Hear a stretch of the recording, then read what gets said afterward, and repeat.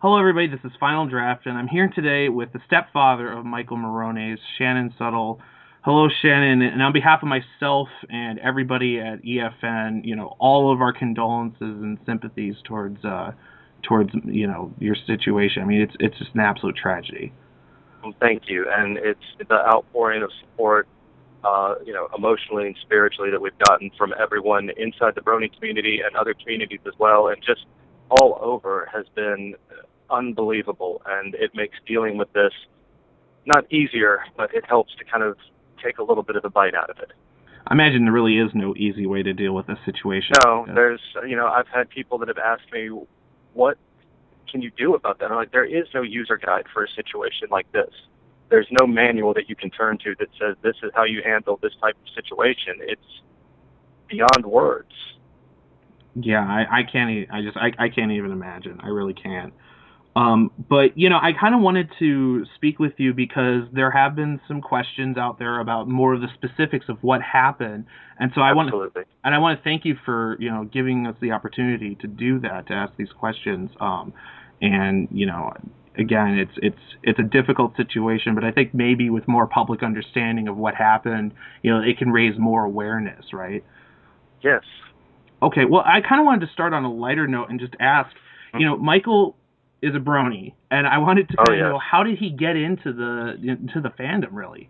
His Uncle Jimmy is the one that's responsible for that, and we can't thank him enough. And he idolizes his Uncle Jimmy, and he's the one that introduced him to My Little Pony. He's the one that got him into everything, and he really connected with Pinkie Pie, especially because Michael is ADHD, and the kid can't walk a straight line to save his life without dancing, the whole time. He can never sit still. And watching Pinkie Pie, bounce around and, just as, energetic and always full of movement and, a little, talking faster than the other ponies, Michael just really associated with that one as a character because it was like watching himself. But it was watching himself around other people that accepted and appreciated the personality that he had. Well, and when he first started getting into, My Little Pony, I mean, as a parent, did that kind of confuse you? Is that something unexpected for you? It didn't confuse me or be unexpected to me. But again, I've only been, myself and his mother have not even been married a year yet. We'll be married a year this May.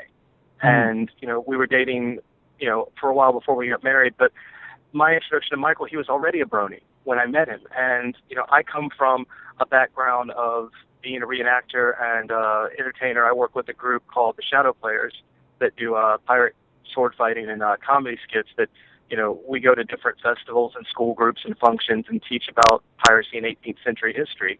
And before that, I was involved with, comic books and cosplayers and costume designers. So I come from not the brony community myself, but I come from, 12, 15 years of being a comic book nerd, being someone that was picked on in, middle school and high school for being different.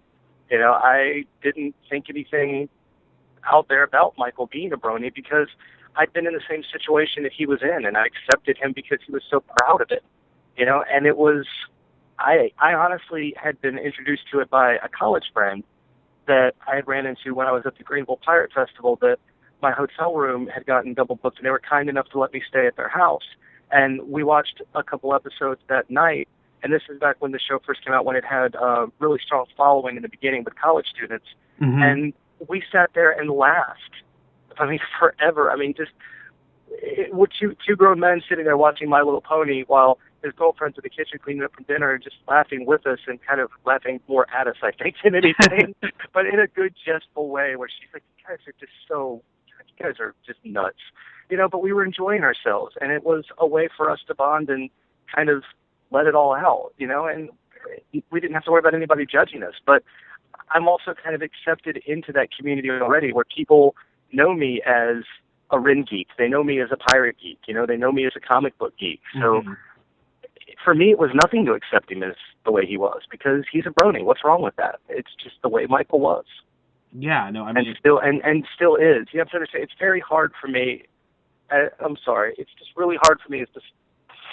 I try not to use wordage I don't want to use anything past tense. It's hard when a doctor tells you that he's not going to be the same child that he was before if and when he wakes up. And it's hard not to let yourself slip sometimes and say, he was this or he was that. And I don't mean to do that. He is. I still have to believe that even if he can't express it through words or physical acts or emotion, he is still the same wonderful, loving, magical child that he's always been and always will be.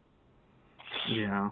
Well, and I guess then, have you guys had any updates as to what how he's doing? On Tuesday, we met with the surgeon that came in, and they are, if everything goes as planned, on Tuesday we will be able to do a tracheotomy and the gastric feeding tube. The problem with Michael right now with the breathing apparatus that's in, he has a tube in to help him breathe still because he's not showing the muscular strength or the neurological strength, not neurological strength, but the neurological ability to swallow completely. He's still choking on his own saliva at this point, and they still have to suction out his breathing tube rather regularly, and whenever they do, his body responds in a very violent, jerking motion. His eyes will flutter, and you want to just look at him and just come on, just open him up a little bit farther, just wake up, just do something to let us know that you're here.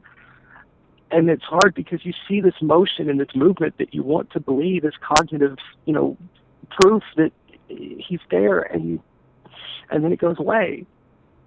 And you're just left with this sense of hope, but also the reality of knowing what the medical, diagnosis is, which is we don't know. We can tell you what we've seen in, 90% of these cases, but there's always that slim chance that something else will happen. But on Tuesday is when we're going to put the feeding tube in and do the tracheotomy. Once he has had the tracheotomy and recovered from that, then they will be able to start doing some rehab as far as range of motion therapy, sending people in to move his arms, his legs, to try to get his muscles working again. But as of now, he still has not shown us indefinitely that he has woken up, so to say.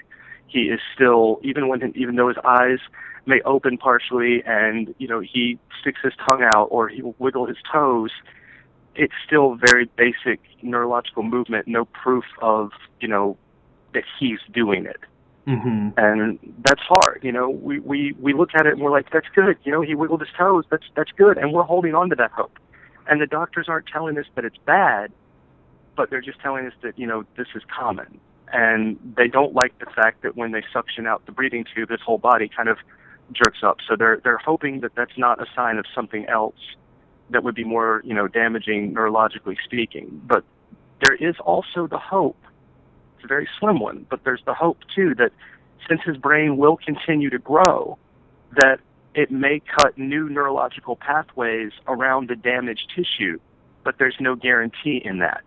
Then the part of his brain that they know is severely damaged right now from the MRI is there is a very good chance when and if he wakes up, he will be blind. Mm. The part of the brain that controls sight has been severely damaged beyond repair. But it sounds like, that there's a lot of hope there that in many respects, he could pull through this. Exactly. And he's, and I truly believe that he will, and the question at this point is we just don't know in what capacity. But it doesn't matter because no matter what capacity he comes through in, he will still be, biological or not, he's still going to be my son. He's still going to be one of our boys. And he's still going to be a very important part of our family. And nothing will ever change that. The ability to speak, the ability to see, the ability to walk. I don't care if I have to change, work with the feeding tube and change his diaper from now until the time I pass away. Mm-hmm. I'll be the proudest person ever to change a diaper on a grown man you've ever seen. Because he's my son. And nothing will change that. And, he is my stepson, but like I said, I see him as one of my own children. And, I want to be there for him to continue to give him whatever quality of life we can. And, we want it to be a really good quality of life based on how and what condition he's in, a year from now, 2 years from now. Yeah. Well, I mean, again, all the best in terms of, I think it's reassuring to hear that, that there is that hope that, there is. But I do want to kind of go back a little bit and maybe talk a bit about what led up to this incident. Yes. Publicly, the information that's out there is that he was bullied for being a brony. Yes. And I wanted to know maybe, and I don't know how much you knew about what was going on, but could you kind of detail what sorts of bullying he was undergoing? Because obviously it pushed him very far. Well, and the problem with Michael, not problem, but the problem with the teachers and the counselors in regards to Michael is that he was not your typical child that you would see when it comes to, what they look for in a normal case of bullying. There's certain red flags that teachers are taught to look for, change in appetite, change in, behavior, are the things that interested them before no longer interesting to them? Are they hanging out with a different group of friends than before?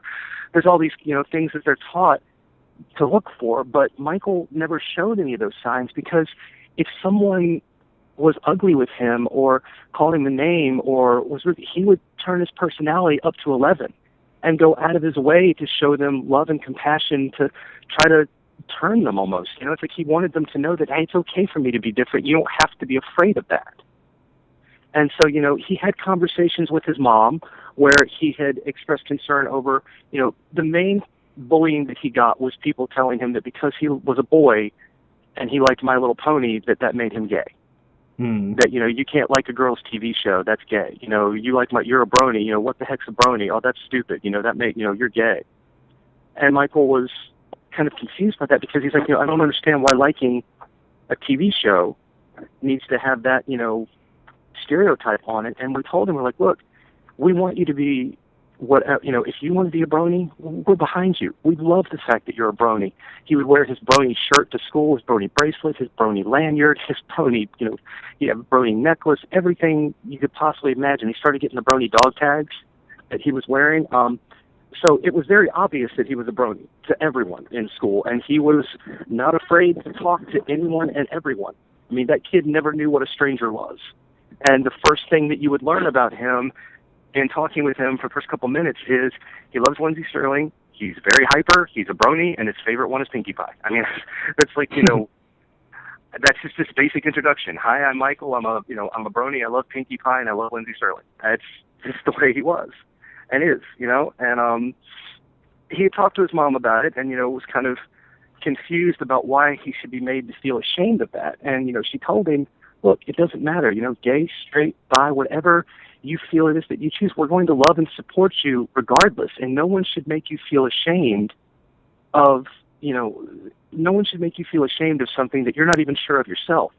But if you want to be a brony, then you're a brony. But you've got to understand that, we tried to explain it to him in the best way we could to an 11-year-old boy, that when you're throw something in someone's face like that every day, where you walk around with that much pride to be something, if it's something that people don't understand, whether it's a brony or a Star Wars fan, there's going to be those people that are going to point you out and are going to pick you out of the crowd because they feel bad about themselves, and they end up taking out their anger on you because you're an easy target by showing people how much you love this thing that may not be the social norm for a boy your age in the group of people that you're around.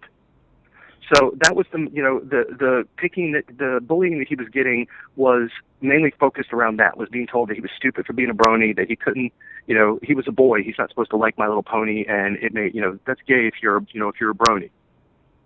But Michael just didn't let it bother him. He, like I said, he went out of his way to make those kids and the teachers and everyone that would see this, they think that, there's like, it took us by surprise because Michael was always so loving and got along with everybody. And I'm like, of course he did. He was overcompensating for the bullying and the hate and stupidity that they were, throwing out there. But that was the thing, is that Michael, he wasn't your typical child when it comes to bullying. You know, he wasn't the one that you see getting pushed in the corner. He wasn't the one that, you know, you see getting, you know, picked on by the same kids all the time, because Michael didn't let it get to him. He, you know, took it in and tried to make something, you know, great out of it, where he could, you know, where he could share, you know, the love and compassion that he had for everyone else. You know, and that's the thing, is that he didn't let the bullies get away with it. It's almost like he was bully proof to the people that were on the outside looking at him, because all they saw was a boy that loved everyone equally and went out of his way to, you know, say hi to the same kids every day. And Michael had a very strong faith in Jesus as well. He asked us if he could start taking confirmation classes in the Garden United Methodist Church. And I remember the first night he came home from confirmation class, our associate pastor had given him a pocket version of the New Testament. And you would have thought that that kid had the map to Hogwarts in his back pocket. He was the most exciting thing ever for him to hold that in his hand. And his teachers had told us that, you know, he'd been reading Bible verses at lunch out loud. And, you know, there were certain kids that he would read Bible verses to again and again. And I kind of had to have that talk with him where, I'm like, Michael, you know, it's great. And inside I'm like, you're amazing. On the outside, I'm like, Michael, you know, if someone tells you in a public school setting, especially a teacher, if they're not comfortable with you saying something like that to them, you know, you have to be respectful of their wishes in a public setting, and you need to put it away. Doesn't mean you need to be ashamed of it, but you can't force it on someone like that. And he looked at me, I'll never forget this, with like the most confused look in his eyes. And he's like, why would someone not want to hear this? That was his response, was he had such an amazing blind faith in the concepts that he was learning that he took them to be just universal law. You know, turn the other cheek, do unto others as you would have them do unto you. Show compassion and love for the people that have never been shown it before. Yeah. Well, I kind of want to get to what led up then to well, this incident. You know, was there a specific event that you believe led to this? I wish I could say that there was, you know, one specific thing that led to this, but the problem is that, you know, Michael never really let us know if there was one particular thing that upset him more than others. The only change in his personality or his behavior or his routine that we had picked up on is that he had started asking to come home on the school bus instead of going to the Boys and Girls Club, which is where he usually went after school. Now, the problem with that is that it was, you know, not too long after Christmas, and he had gotten a new tablet and some new video games for Christmas. We have one TV in the house. So, you know, there was always talk about the kids going back and forth fighting about whose turn it was to play Xbox. You know, it's my turn to watch Netflix, or you already watched your show, now it's my turn. So we just thought that, you know what, he's probably wanting to come home instead of going to the Boys and Girls Club because he wants some TV time without having to, you know, schedule it around anyone else. And when he, you know, I work, you know, from home. So if I needed to rearrange my schedule, I could, and that way I'm home when he gets off the bus, because one of us has to be there for him to ride the bus home. And he would come in, he would say, hey, Shannon, you know, be upbeat, positive as always, and would sit down and start playing on his tablet, or, you know, asking if he could play his video game, and that was it. There was no sign of, you know, anything that was wrong, other than he started asking to come home instead of going to the Boys and Girls Club. Yeah, there was I want to ask about this because I know there have been some questions behind the scenes about this. Yes. There was a Facebook post that was dredged up that said... Yes, it wasn't dredged up. I can tell you exactly where it came from. Okay. And that was my ex-wife, Stacey Suttle, that made that post. And she had the best intentions in mind. Stacey has been extremely overly emotional with this. Stacey was referring to what happened on Thursday night. Angel turned 13 this Friday. So you've got a 12-year-old, an 11-year-old, an autistic 9-year-old, and a 5-year-old, all in the same house with one TV.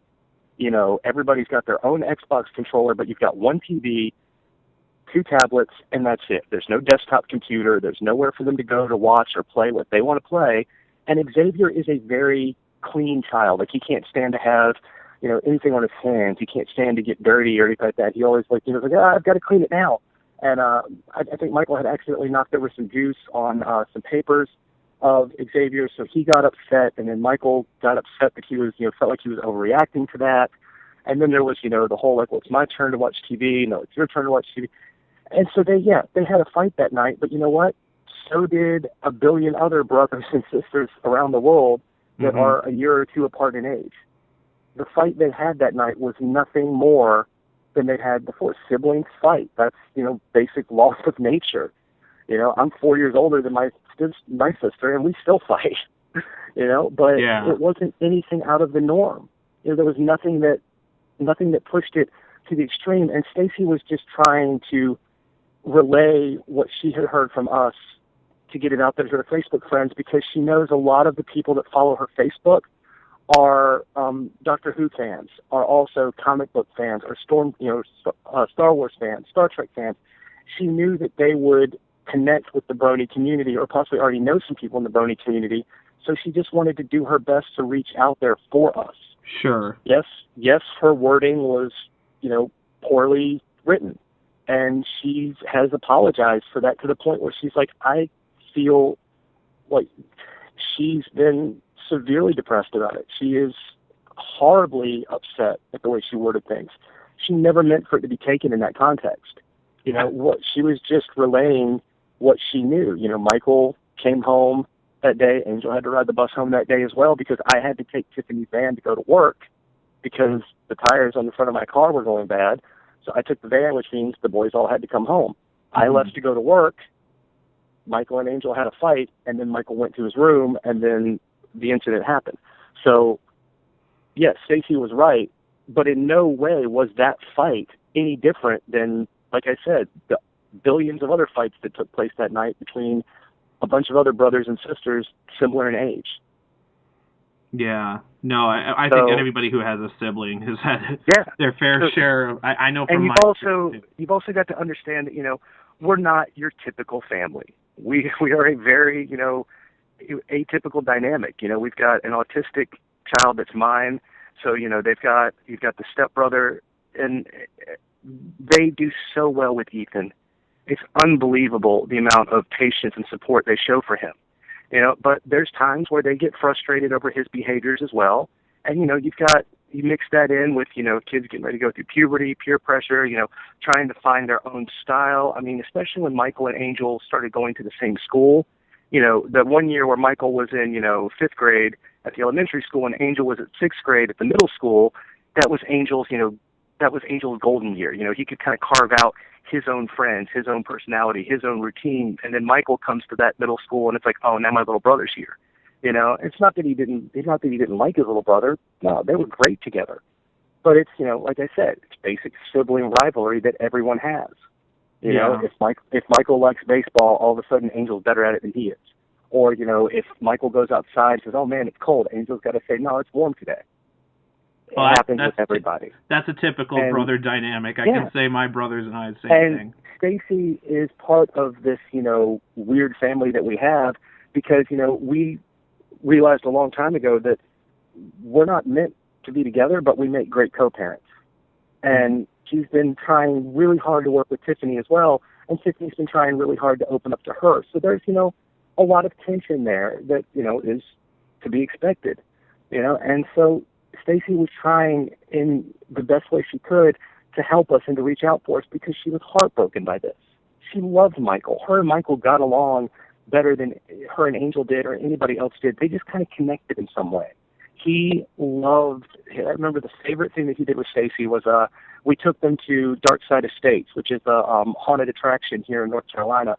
And the year 2 years before, when I took Stacy with our son Ethan, one of the actors overheard Ethan say his mom's name because Ethan has a hard time remembering it's not Stacy, it's mom. It's not Shannon, it's dad. He sometimes calls us by our first names, not meaning to. It's not a sign of disrespect. He just, gets confused. And one of the actors overheard him say Stacy, so they started following behind her, going Stacy, and it flipped her out. She was just like, oh, she couldn't take it. She started getting really afraid, and it was hilarious because she was, screaming and laughing, and Ethan was laughing, and so Michael heard about that, and so of course Michael had to do the same thing. He was running up to everybody at Dark Side of States that night going, hey, that's Stacy behind me. That's Miss Stacy behind me. And having everybody call her by name. He would go a few feet in front of us and hide in the shadows and wait till Stacy came by and like run the back of her neck with a tree branch.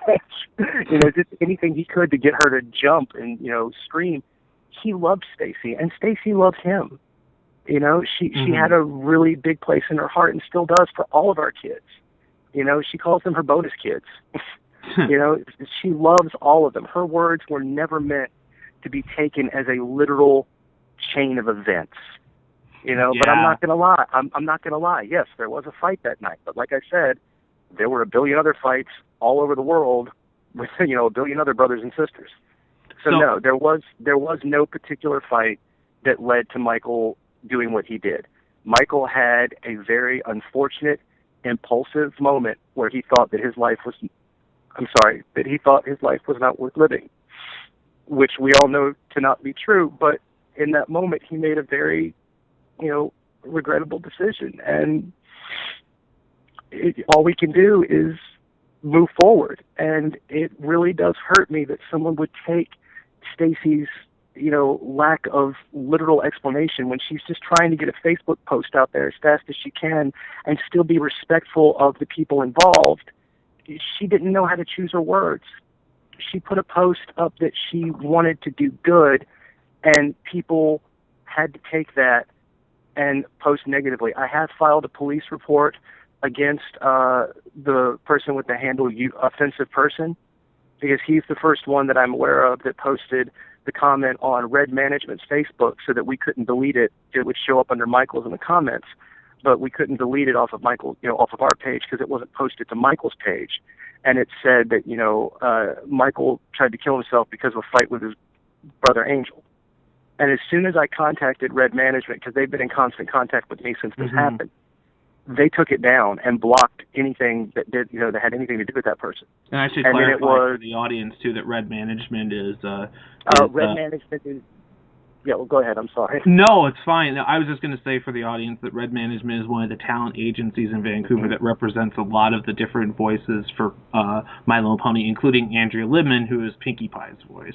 Yes, and I have to tell you, Andrea Libman, when I called Red Management Friday morning, just on the hopeful whim of a heartbroken parent, and my message to him was, I don't expect you to be able to call me back. I don't even know if this is the right person, but if you can carve 15 minutes out of your day today to talk to me, this is what's happened. If Andrea Libman could just send a message, a voicemail, something in the voice of Pinkie Pie to just say, Michael, get better, or that Michael, you are loved. And he contacted me 20 minutes later from his cell phone on the way into the office, and within, I think it was a few hours at most, he contacted Andrea Libman, who was on vacation in South Australia at the time, and she moved around until she could get a Wi-Fi signal strong enough to record a message right then and send it to him so we could play it for Michael while he was hooked up to an EEG to see if there was any spike in activity. And the fact that she did that was just, it melted my heart. They're both amazing people. I've worked with them in the past on other things, and yeah. And all the other, a lot of the other cast members, all of the ones that have been able to, have been sending messages in, their characters' voices for Michael. We've gotten messages from, Big Macintosh, from, Pinkie Pie, Twilight Sparkle, all of these, Princess Celestia that's, have called and left these beautiful messages that we can keep playing for Michael. One of the actors, and I'm sorry that I can't remember the name, I've got so many notes written everywhere. She actually found a book of Winnie the Pooh poems and stories that her father read to her, and she left us a voicemail of her reading her favorite Winnie the Pooh stories that she remembered reading as a child for me to play to Michael so that he could hear something sweet and encouraging while he's lying there. And the messages have just been so amazing. There was one that was very, very sweet that said, Michael, what are you doing here? Oh, why are you in this field? Oh, I see. You're sleeping. Well, that's okay. You can sleep. But when you're ready to wake up, I want you to picture your toes, and then your legs, and your calves, and then your hooves, and then feel the grass underneath your hooves as you get ready, and you run and you play, and we're all there for you, Michael, and we can't wait to see you and meet you. And oh, you're sleepy again. Well, that's okay. You rest. I mean, it was just the most beautiful, unbelievable message. It was like just subliminal encouragement while he's lying there. Just tell him, just try to move your toes. Visualize this happening. And it's just unbelievable, the love and support they've shown for us and continue to show for us. Well, you've gotten a lot of outpouring of support from the entire brony community too. Yeah. I think the only danger with the internet is that there are a lot of people who like to lob, baseless accusations and come up with conspiracy theories. And I guess maybe, well, I was just going to say, maybe just, since we have the opportunity here, are there any kind of rumors or stuff that you would like to dispel? Absolutely. You have to understand something. If you're a parent, or if you're a sibling, or if you even just think of your best friend in this situation, and imagine yourself being the one that's responsible for them 100%. And someone calls you and says, we want to help. We know you're overwhelmed right now. What can we do? This is what we want to do. I had people calling and texting me, and I'm like, I love you all, but I've got to be here to take care of my son. Within those first 24 to 48 hours, there was a point where the doctors gathered us all around and said, if there's anyone that you want to see Michael, now is the time to do it, because there's a good chance that he's going to die. And we didn't know what to do. So I've got all these people that are, working with me and trying to help us, and I didn't know what to do. I just said, look, here's my email address. I'm pretty sure it's still attached to a PayPal account that I've had for a couple years, but I haven't used it for anything in a long time. Just see if it works, and if it does, great. If not, then we'll figure out something. I was just in a hurry. And it wasn't until after a couple of the donations started coming through, I got an email from someone that said, I just donated $10 to what I thought went to a sick child, and it turns out that, it looks like this is a business account for something called Rakish Deviance Trading Company. I want to know where my money's going towards, and he filed, action with PayPal, where it came up as, him asking for a refund if I couldn't resolve the issue. And it was at that point that my memory kicked in, and I went, oh man, I changed that to a business account 4 years ago when I was selling jewelry part-time. When I would go to some of the pirate conventions I'd go to, there were people that would want to buy necklaces and rings from me or pendants that I made, and they wouldn't have any cash. They said, well, can we pay you through PayPal? I said, sure. And I tried to set up an Etsy shop at one point, and I thought that, maybe I can turn this into kind of a small business and work from home. And, of course, a couple days later, I realized that wasn't going to be reality for me because I had bills to pay. But I'd forgotten that was a PayPal account. I didn't even realize that people were going to get a message back that said, thank you for, your purchase from Rakish Deviance Trading Company. So I went on and I changed the name from Rakish Deviance Trading Company to the Michael Morones, Recovery Fund. It wasn't any, move to kind of confuse people, or it wasn't any trickery on my part. It was an honest mistake where I just was so distraught over everything that was happening. I forgot that it was a business account. That's all. Yeah. There was nothing that was meant to be, underhanded about it. That's all it was. It was a heated moment. I've got too much to take care of with Michael right now. I understand you want to help. I love you for that. Take this, go with it. And they did, and they made amazing things happen with it. I've been in contact with PayPal asking if I can change it back to a personal account or what I can do with that. They said right now that would cause, it would cause it to be flagged again. So I had to verify my social and my legal name and my legal address. I had to send them a copy of my driver's license and a pay stub or a Social Security card. So I've done all that process. I'm meeting with a group of financial attorneys and legal attorneys on Monday that are going to help me, continue to do this ethically and morally the right way and legally the right way. We're looking at setting up a special needs trust for Michael. I'm looking at taking my ultimate dream in all of this is to take the generosity and support the community has shown us and make it into something similar to a foundation where I will be able to continue to give back every month to other charities as well. The brain injury, Association of America, the Ronald McDonald House for the rooms they provided there at the hospital, any other charities, the one that the, BronyCon has, anything that will help this not happen to another child. And I'd also love to be able to take Michael's message of forgiveness and use what little bit of pull I have in the, entertainment community, which isn't much. If you had to go down the alphabet, I'm probably a W-list actor, Mm-hmm. I'm not even an A, B, C, or D actor. I'm by no means do I have any sense of inflated, I don't even think of the word is because I'm just so lost sometimes, but you understand what I'm trying to say. I have no ego when it comes to that. But if I can take the little bit of notoriety I have as Captain Scurvy in the Shadow Players and Blackbeard the Pirate for the different, lecturing engagements that I get hired for from time to time, I want to turn those into anti-bullying campaigns. I want to set up a foundation that goes off of Michael's faith and Michael's love and his forgiveness, and make people realize that the tools we have in place right now are not working. Re-educate our educators. There's so much anti-bullying that is, it's punishable by a criminal offense. We're criminalizing the peers of young children and then posting pictures up in the school that say, if you see something, say something. Well, now you're not tattling on your classmate, you're tattling on a criminal. And what do we teach children about criminals? Well, criminals aren't to be trusted. They'll come after you. They'll break into your house and hurt you, or they'll steal from you.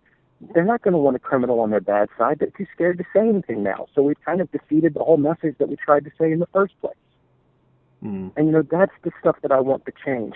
And there have been people that have said, they're wondering why they haven't gotten a response or a thank you in an email from where they're donating to. They're like, how do we know that these are even being received by the right person? How do we know that these are even being read? How do I know if I write a message to Michael that he's actually getting it? I don't care if it takes me from now until the day I take my last breath. I will answer every single one of these with a personal message. I have over 998 messages in my inbox right now that are just notifications from PayPal alone, that have people's email addresses attached to it, where every time I hit reply, I have to find a corner somewhere to think of what I want to say to this person, to make it unique and heartfelt so that they know that, yes, they are reaching Michael. Yes, they are reaching his family. Yeah. We don't have a place to live right now. We had to give up our home. I mean, we rent. We don't own the home in Zebulon, but I can't ask my wife to take her kids and go back, and every night that she goes to put the kids to bed, step into the room where this happened. I cannot ask her to relive that. So I told our landlord that we were going to have to move out. Now, my mother lives in Garner, and she's been kind enough to tell us that we can stay with her for as long as we need. But, she doesn't have that large of a house, and I've got a family of 5.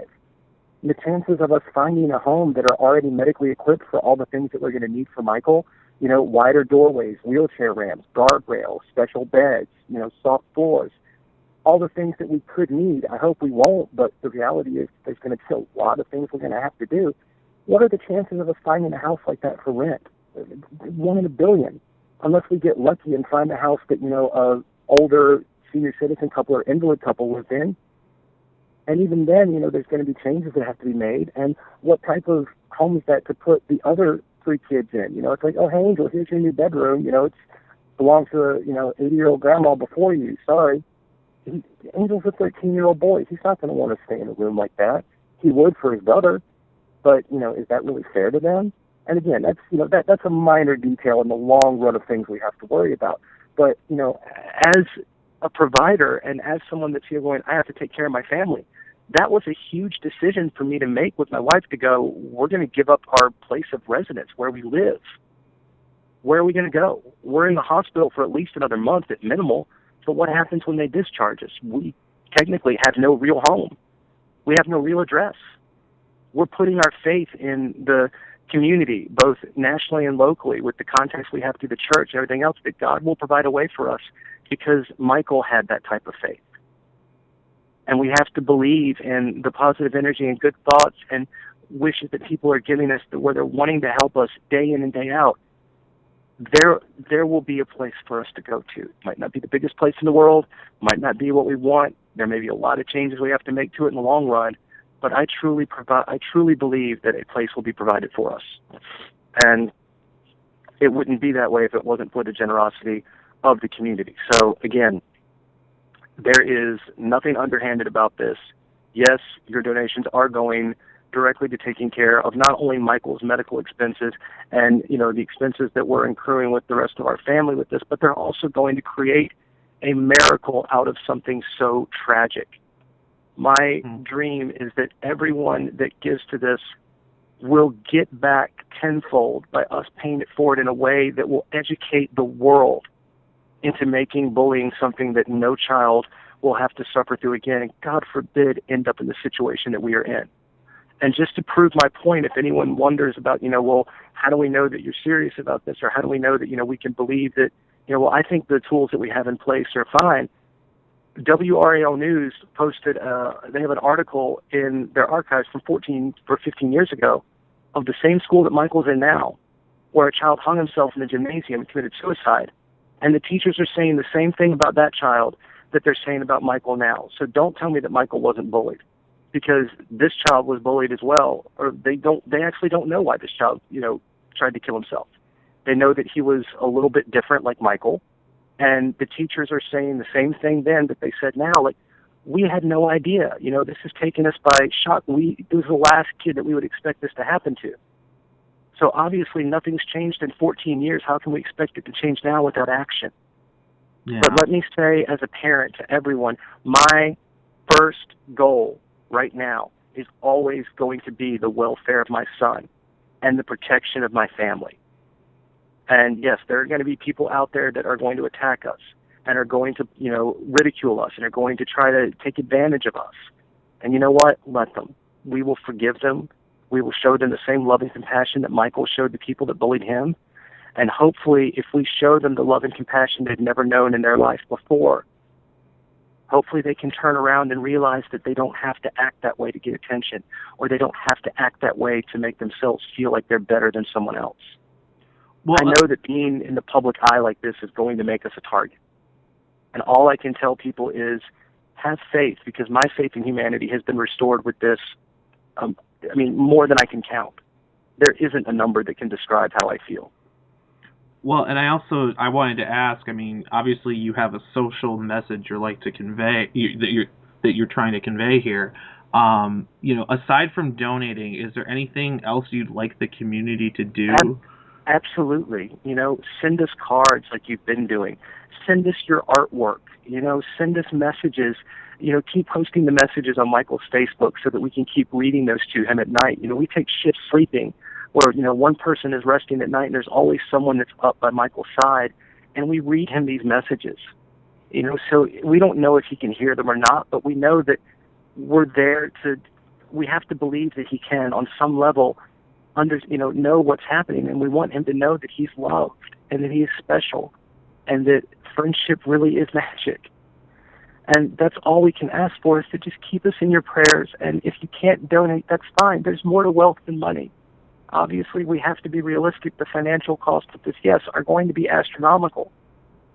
But there's other things that people can do for us to help give Michael a quality of life that we would have never been able to provide for him if it wasn't for the community. And, show him that he's loved. Show him that he's special. Show him that being a brony is nothing to be ashamed of. And please do not go after anyone that posts something negative. Do not go after bullies. Stop posting messages on Michael's Facebook or my family's Facebook or my Facebook that say, where are the kids that did this? Why haven't they been brought to justice? It's not the kids that need to be punished. Yes, they need to know that their words have actions, but it needs to be done in a loving and caring manner so that we can prevent this from being something that we continue to teach other kids in our society. And if there's people that don't know what they can do besides that, Michael's a huge pirate fan. He loved going to festivals with me. I plan on taking his message outside of the brony community into the pirate community as well. And I know a lot of the brony community also know people in the cosplay community and costume community. Michael always wanted to have a pirate kit because there's certain areas in the festival that he can't go unless they're, in costume like myself. You know what? Put kits together for the other brothers too. If somebody wants to know what they can do and it's not something financial and you've got some spare fabric and some talent, make them a pirate shirt. Make them a pirate waistcoat. Make his little brother something that they can wear when they go to festivals. My son, Ethan, is a huge Star Wars fan. And the 501st has reached out to us, and other Star Wars groups have reached out to us. Michael was getting into Star Wars because of Ethan's love for it, because it was a way for them to communicate. I had someone ask me if we would be okay with someone making Ethan a set of stormtrooper armor and making Michael one to match so that they could have that to wear together when Michael pulls through this. And little things like that mean the world to us as well. Everything from a prayer. There was a girl in Mexico that didn't have any money that sent me an email, and she said, I don't have any money to give, so instead I baked these vanilla cupcakes, and they had little Pinkie Pie topper on it, and she said she was going to go hand them out in her village for free in exchange for prayers and well thoughts for Michael. And this was a 14-year-old girl. Yeah. And that's what we need. Yes, if we could go back, I don't know what I would do. I mean, this is a huge responsibility with everything that everyone has shown us, and I can promise you it will be handled the way it needs to be handled, and it will continue to be handled, and the money that you give will continue to do amazing things in and outside of our community to hopefully put an end to this forever. And if you don't have money, that's fine. Send a message, send a card, send a drawing, make something for him that we can put by his bedside. Help us take care of his other brothers as well. His youngest brother is 5 and saw Michael when his mother went into the room. His oldest brother, Angel, had to see his brother in that condition. They're scared. Mm-hmm. My son is scared. He's seen Michael in the hospital. He wasn't in the house, thankfully, because being autistic, he processes things like this on a different mental level than others. We don't know how he's processing this. He asked my ex-wife on the way up the stairs one night. He turned around and he said, Mommy, if the doctors can't fix Michael, will he be with God? And it was the first complete sentence in that type of social context that I think he's ever spoken. And she looked at him and she said, Ethan, yes, he'll be with God. He'll be with your cat Mojo that passed on, your great grandma.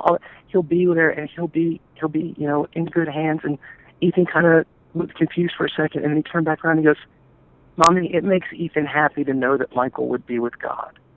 Does it make Mommy happy? And Stacy just started crying, and she goes, of course it makes Mommy happy. And then he just kind of, that light went out of his eyes for a minute, and he went, okay, I love you, night-nights, which is what he says to me every night when he calls. It's what he says to anyone when they say, Ethan, it's time for bed, because he's a very routinely structured child being autistic. So it's like he had that moment of clarity where he's like, if the doctors can't fix Michael, it's okay, because Michael will be with God. And God loves him, and Michael loves God. And Ethan was comforted by that. And then it was gone, and Ethan was back to his normal self. And that same person that sat there and had that conversation with Ethan and was touched by what Ethan said to tears is the same person that people are trying to use as a scapegoat for the negativity that people use to, put doubt in everyone's mind about what we're doing.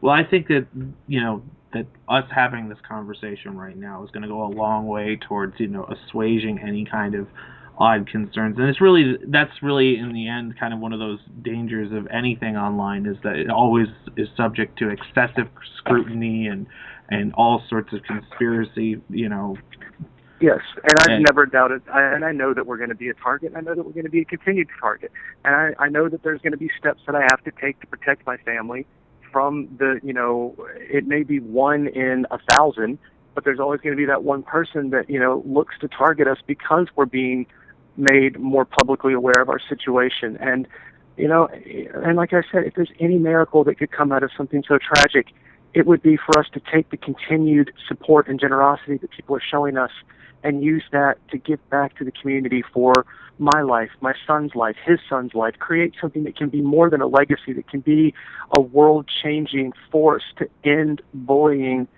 through re-education and love and compassion.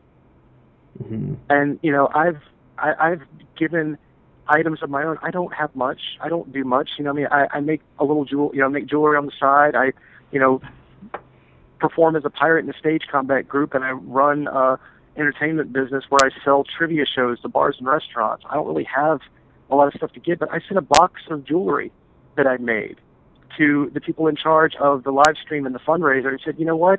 just draw a bunch of names out of a hat, or just take what you want out of this for yourselves and give the rest to other people. It's not much, but it's a way to say thank you.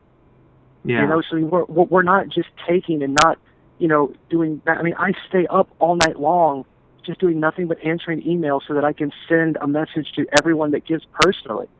I've given, you know, items that I've made myself to people to give out to others. You know, we're looking through Michael's tablet tonight now that we finally were able to unlock it, and, you know, looking through his backpack that we found in his room to see if there's any drawings or anything that he had made where we might be able to share that with people. You know, we're looking to share and to give back as fast as we can, but it's overwhelming with all of the medical issues and the doctors and anything can change at any second, that we have to concentrate on our son.